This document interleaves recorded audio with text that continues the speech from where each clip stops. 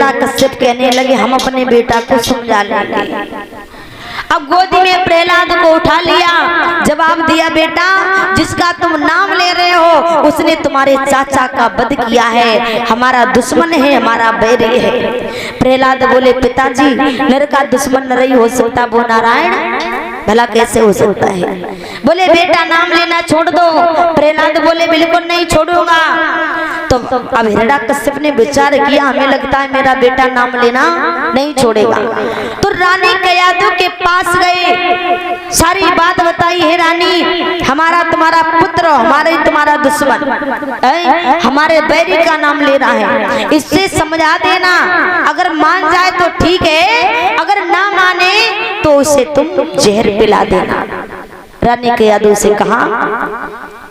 तो उसी समय भैया रानी कयादू बोली स्वामी आप जाओ और हम इसे समझा देंगे। राजा हिरण्यकश्यप दरबार में चले आए। रानी कयादू बेटा से कहती बेटा उसका नाम लेना छोड़ दो, वो हमारा तुम्हारा बैरी है।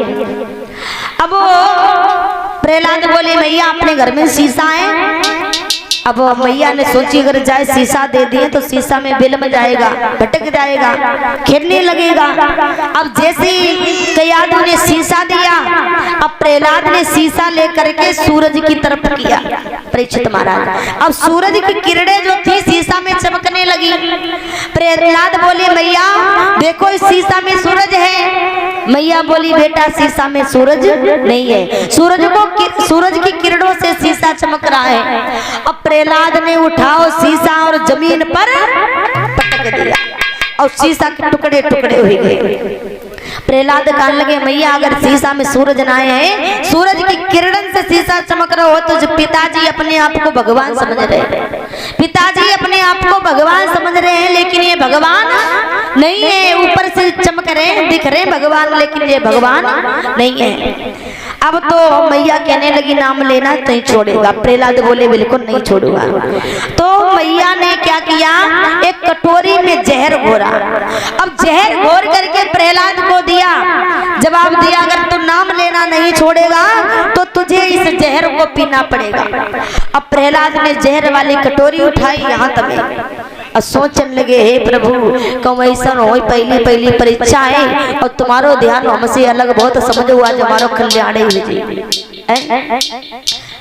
अब भगवान ने देखा कि मेरा भक्त घबरा रहा है, तो भगवान उस जहर वाली कटोरी में परछा छाई में इशारों कर रहे प्रहलाद उठाओ जहर वालो कटोरा और पी जाओ। अब जैसे परछा छाई में इशारों करो सोई प्रहलाद ने देखा। तो प्रहलाद ने क्या किया,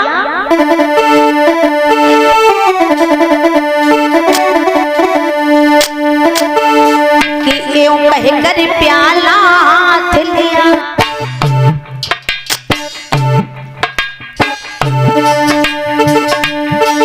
कर लिया पानी हंसते हंसते।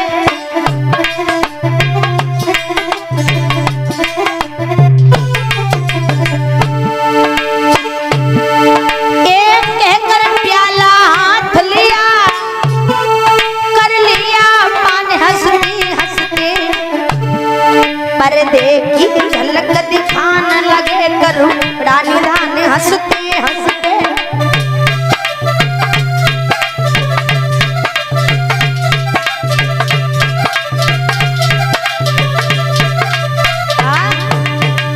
जैसे उस जहर को पी लिया अब प्रहलाद पे कोई फर्क ही नहीं पड़ा। अब कहते हैं एक मंत्री वहीं पर खड़ो था, परीक्षित महाराज। जैसे ही मंत्री खड़ा था, मंत्री ने देखा कि रानी ने जहर नहीं से पानी पिलाया, अरे जा पे तो कोई फर्क ही नहीं पड़ो।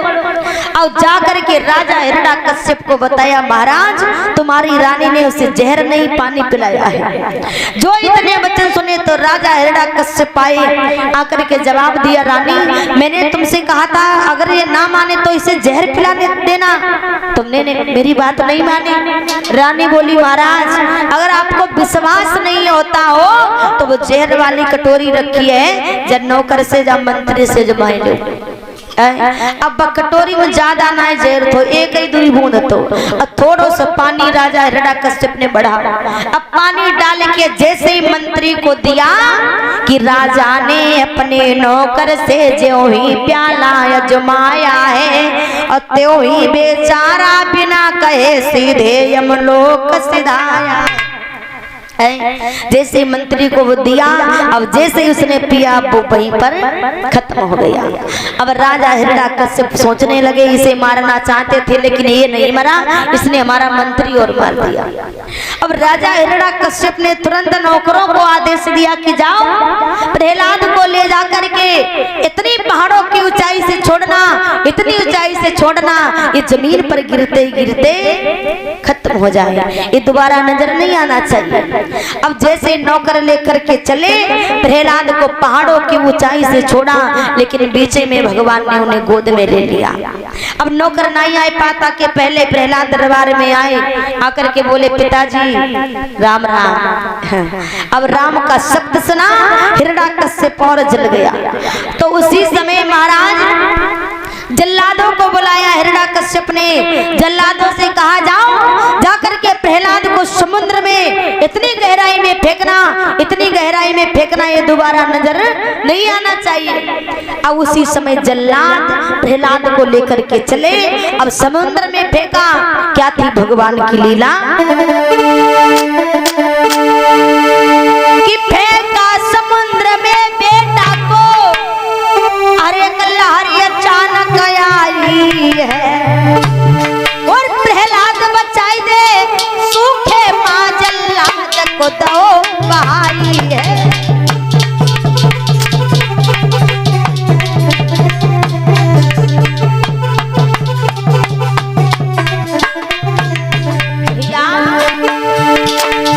फेंका समुद्र में बेटा को, एक लहरी अचानक आई है, प्रहलाद बचाई दे सूखे माँ जल्लाद को दो बहाई है।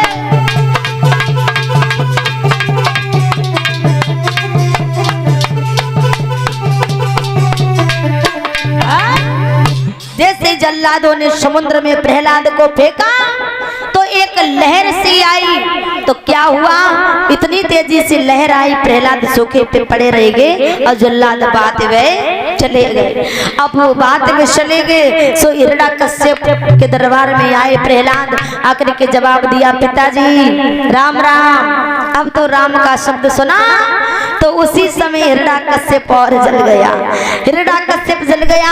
और हिरण्यकश्यप ने क्या किया, तुरंत प्रहलाद को एक काल कोठरी में बंद करवाया।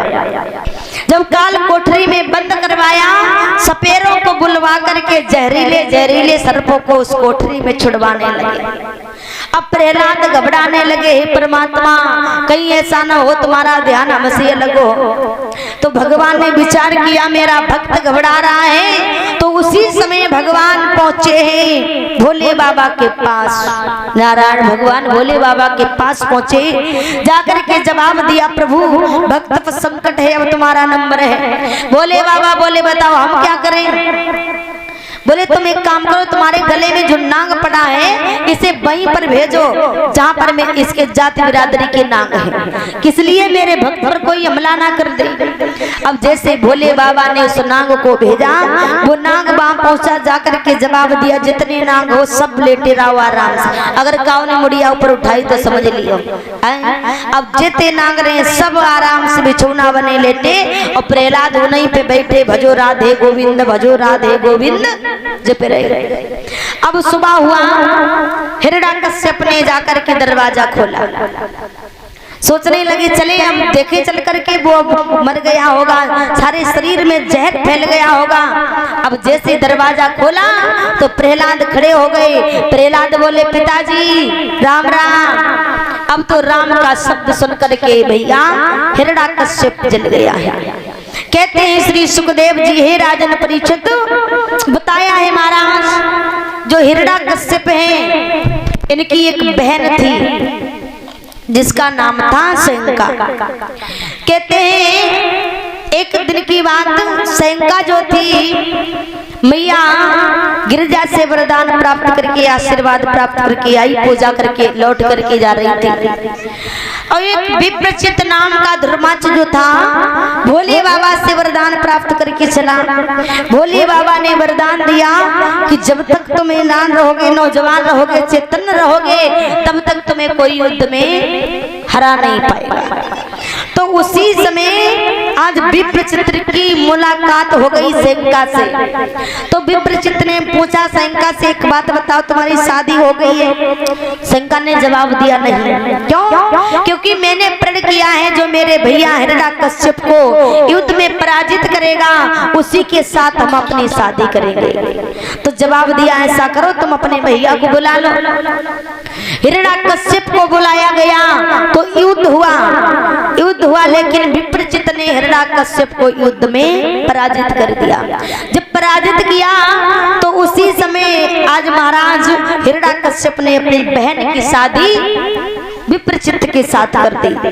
और कहते हैं ये युद्ध जब हुआ था जब हिरण्यकश्यप ने कोई वरदान नहीं प्राप्त किए थे, जब शादी कर दी थी तो उसी समय, लेकिन हिरण्यकश्यप ने प्रण कर लिया कि जाओ मैं तुम्हें ज्यादा दिन तक इस पृथ्वी पर नहीं जीने दूंगा, विप्रचित से कहा। तो विप्रचित जो था विवाह करके अपने पत्नी को अपने घर लाया और उसके बाद जब शादी हुई तो कहाँ पहुंचे दोनों लोग? शीतला मैया के मंदिर में आशीर्वाद लेने के लिए।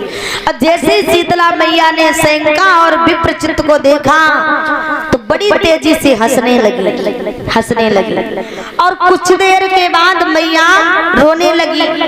तो इन दोनों ने पूछा, मैया आप एक बात बताओ, आप पहले हंसी और फिर रोई क्यों? तो उसी समय जवाब दिया, मुझे इसलिए हंसी आई। शीतला मैया बोली कि तुम्हारी जोड़ी इतनी सुंदर है, इतनी अच्छी है, जिस जोड़ी में सुई की नोक को बड़ी फर्क नहीं है। लेकिन हमारे आंखों में आंसू इसलिए आए, हम रोए इसलिए कि तुम्हारी जोड़ी ज्यादा दिन तक नहीं चले, इसलिए रोए। लेकिन इसलिए बेटी हम तुम्हें एक चीर देते हैं और ये चीर तुम्हारे जब तक सर पर रहेगा तब तक तुम्हारे पति को कोई मार नहीं पाएगा। आज जैसे मैया ने वो शीतला चीर दिया, अब वो चीर लेकर के आई, ओढ़ करके जा करके अपने घर रात्रि हो गई तो सो गई सैंका।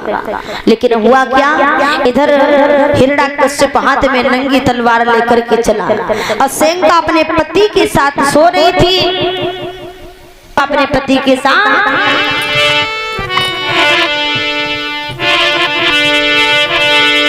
कि सैंका पति संग सोवती होगी धर के सिरा में भैया सैंका।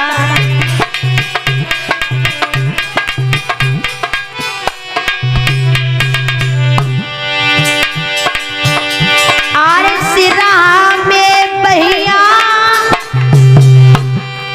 धर के सिरा में भैया सैंका पति संग सोवत होगी धर के सिरा में भैया।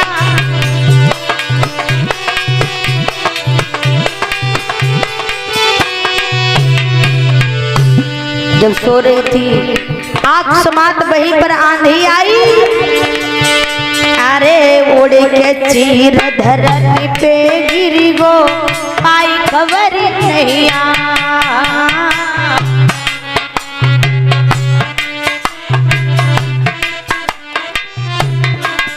उड़ के चीर धरती पे गिरी गो, आई खबर नहीं।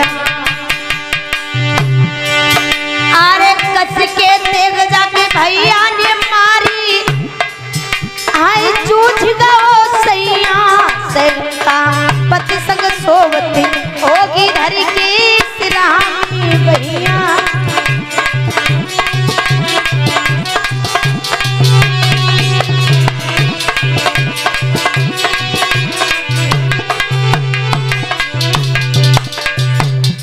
आज जैसे सो रही थी तो जाकर के हिरण्यकश्यप ने क्या किया, जब सो रही थी अकस्मात आंधी आई। आंधी आने के कारण वो चीर उड़ करके जमीन पर गिर गया और हिरण्यकश्यप ने अपने बहनोई साहब को मार दिया, वध कर दिया।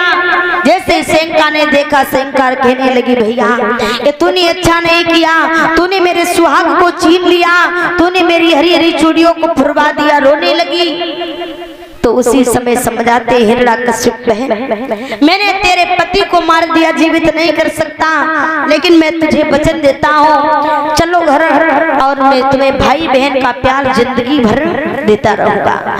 तो उसी समय महाराज हिरण्यकश्यप अपनी बहन सेंका को लेकर के अपने घर आए और वही सेंका के पास जाकर के आज जवाब दिया, जब हिरण्यकश्यप का बेटा नाम लेना नहीं छोड़ना कि बहन हमारा पुत्र सबसे बड़ा हमारा ही दुश्मन, इसे समझा देना। तो उसी समय आज सेंका ने पुत्र प्रहलाद को गोदी में ले लिया। बेटा उसका नाम मत लेना, वो हमारा तुम्हारा दुश्मन है। प्रहलाद बोले क्यों? क्योंकि जिसने तुम्हारे चाचा का वध किया है। प्रहलाद बोले बुआ नर का दुश्मन नहीं हो सकता, वो नारायण कैसे हो सकता है। बुआ बोली लाला नाम लेना छोड़ दो। प्रहलाद बोले बिल्कुल नहीं छोड़ूंगा। तो उसी समय प्रहलाद बोले बुआ एक बात बताओ, भगवान ने चाचा का वध किया इसलिए वो हमारे तुम्हारे दुश्मन हुए, लेकिन बुआ फूफे किन्ने मारो है कि जो चाचा हमारो मारी दो तासे वो शस्त्र हमारो है, और जो पिया तुम्हारो फारी दो वो भैया सगो तुम्हारो। चाचा को भगवान ने मारा तो हमारे तुम्हारे दुश्मन हो गए, लेकिन तुम्हारे पति को यानी हमारे फूफा को हमारे पिता ने मारा, वो नहीं दुश्मन हुए। अब बुआ बोली हमें लगता है तू नाम लेना नहीं छोड़ेगा। तो उसी समय सेंका ने जंगल से चंदन की लकड़ी कटवाई और एक बहुत भारी चिता तैयार की। चिता तैयार करने के बाद उस अग्नि चीर को ओढ़ करके सेंका उस चिता में बैठ गई। नीचे से अग्नि ने प्रवेश कर लिया और भक्त प्रहलाद घबरा रहे हैं, प्रभु कहीं ऐसा ना हो तुम्हारा ध्यान हमसे अलग हो। तो उसी समय भैया भगवान ने देखा भक्त पर संकट है, तो भगवान पहुंचे देवराज इंद्र के पास, जाकर के जवाब दिया इंद्र भक्त पर संकट है, अब तुम्हारा नंबर है। इंद्र बोले बताओ हम क्या कर सकते हैं। बोले तुम एक काम करो 49 पवन जो तुम्हारे पास हैं वही भेजो जहां सेंका हमारे बेटा को गोदी में लिए हुए बैठी। जैसे इंद्र ने सुना तो इंद्र ने 49 पवनों को भेजा कि 49 पवन सन्नाने लगे, आंधी तूफान मचाने लगी, बिजली चमकी आकाश हिला, एक महाप्रलय सी जाते ही जाते पवनों ने अरे वही बात निभाई है। सेंका को चीर छुटाई दो, प्रहलाद को दो लिपटाई है। सेंका को चीर छुटाई दो, प्रहलाद को दो लिपटाई है। प्रहलाद बचाई दे चपरे माँ बारडिया राख बनाई है। अब जैसे कहते हैं आओ महाराज सेंका जो थी उसी चिता में उसी अग्नि में होली सी जल करके राख हो गई। तो ये देवताओं को बात बहुत अच्छी लगी। देवताओं ने रंग गुलाल अमीर की पुष्प की वर्षा की, और जितने हिरण्यकश्यप के वंश के थे इनको ये बात बहुत गलत लगी, तो उन्होंने कीचड़ गोबर कछु नहीं रखा। नवल्ले मैया जिस दिन कहते हैं सेंका होली सी जल करके भस्म हुई, उसी दिन से हमारे इस भारत देश में होली का त्योहार मनाया जाता है। अब जो होली का समय आए, जो कोई तुम्हारे ऊपर रंग डाले, गुलाल अमीर डाले, समझ लियो जो देवता के समान है। और जो कोई जो नालिन को कीचड़ गोबर गोरी को डात बहुत गोबर कीचड़ पानी डाले, समझ लियो जो पूरा राक्षस है हिरण्यकश्यप के वंश को। अब उसी समय भैया अब प्रहलाद पिताजी के दरबार में पहुंचे, जाकर के जवाब दिया पिताजी राम राम। अब तो राम का शब्द सुनकर के हिरण्यकश्यप जल गया, विचार करने लगा अरे इसने हमारे नौकरों को मार दिया, जल्लादों को मार दिया, यहाँ तक आज मेरी बहन को भी मार दिया, लेकिन ये नहीं मरा। तो उसी समय राजा हिरण्यकश्यप ने एक लोहे का खंभा बहुत गर्म किया जिस पर नजर भी नहीं ठहर रही थी। तो उसी समय आज प्रहलाद के पास हाथ में तलवार लेकर के पहुंचे। बोले प्रहलाद अब बता तेरा राम कहाँ है। प्रहलाद बोले पिताजी मेरा राम कहाँ है सुनो।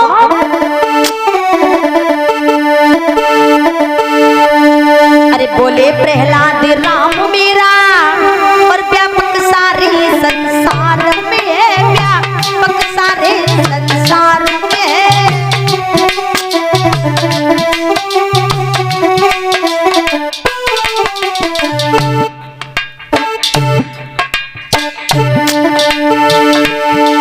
बोले प्रहलाद राम मेरा व्यापक सारे संसार में है। वो रोम रोम में रवि रोहे इस खंभ में तलवार में।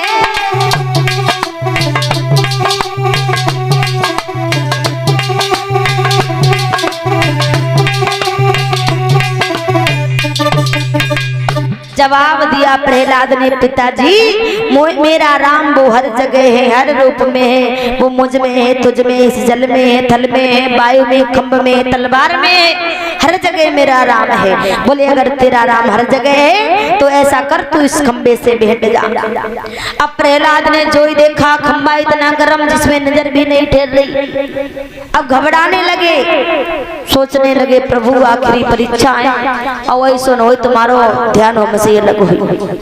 अब भगवान ने सोचा मेरा भक्त घबरा रहा है तो भगवान ने क्या किया एक चींटी का रूप धारण किया। चींटी बन गई। चींटी का रूप धारण करके भगवान उस खंबे पर ऊपर से नीचे, नीचे से ऊपर, ऊपर से नीचे आने जाने लगे। अब जो ही प्रहलाद ने देखा खंबे पर जरा सी चींटी जा रही ऊपर से नीचे, नीचे से ऊपर। सोचने लगे प्रहलाद अरे जब जरा सी चींटी नहीं मरी जाती तो काम ही मरे जाता। प्रहलाद आगे बढ़े, आगे बढ़े